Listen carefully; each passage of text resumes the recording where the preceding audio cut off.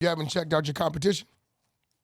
I've seen clips. I haven't settled in to watch a whole thing. Why not? You hating? I'm not hating. So why you have it? I mean, 2 hours. It's too long? I don't watch a lot of 2 hours worth of content unless I'm really deeply invested. Like 20 in minutes?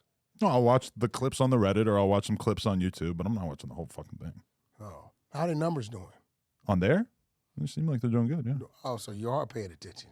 Well, it's one thing to look at the view count. It's another thing to sit down for 2 hours and watch a whole episode. They're growing? Seems like it's going good, yeah. Yeah. You might want to go out from a deal, bro. I would never hate on anyone, especially somebody who came from here content-wise. Why would I ever hate? Huh? Go off from a deal. Let me explain something to you. This is part of the problem. If you came to me and you told me, hey, I'm starting a business where I'm going to take a bunch of different YouTubers and we're going to create podcasts and we're going to pay those people to come onto the podcast and talk amongst themselves, and that's going to be the business, I would probably tell you that's going to be harder than you think, because as soon as you get any hosts that start to get any degree of success, they leave. They're going to get offers from other places for more money. They're going to realize that they could do that content on their own and maybe potentially make more money. And, you know, at a certain point, shit kind of spirals out of control, especially if your monetization isn't super on point. Now, if you're Barstool or if you're fucking BET or MTV, you got a big advertising department or whatever, and you can easily bring in brand deals, that's good.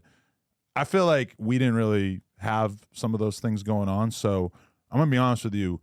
From the outside looking in, we took a big L the last couple of months. And for sure, in terms of the content, that is the case.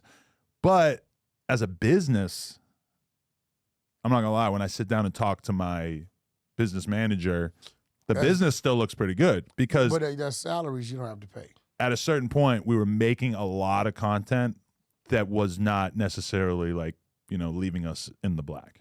We're taking an L on some stuff. Now, on the other hand, them doing the content on their own makes total sense because they get to keep the money and, you know, but from us, it's like if we're paying like a bunch of people $60,000, $70,000, $80,000 a year and the content isn't necessarily bringing in that much money, it kind of starts to feel like, okay, what is going on? So when you say that I maybe didn't like appreciate or communicate well enough, I think honestly the biggest part is that we probably should have had exclusive contracts from the beginning. I think that them having their own streams where they were just talking about No Jumper stuff, that started to really put a stressor on the business because it was kind of like they were getting more out of the whole arrangement than the business was. And we have a lot of overhead to cover, you know?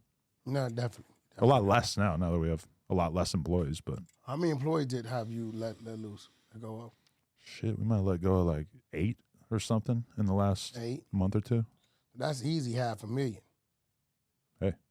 A year. Some parts of the business that are not very sexy or eye-catching to the people are very, very good. Like, for instance, our Instagram. If No Jumper was just an Instagram with 3 million followers that sold a bunch of promo, it would be a very, very good business. You sell promo on No Jumper? Yeah. Yeah.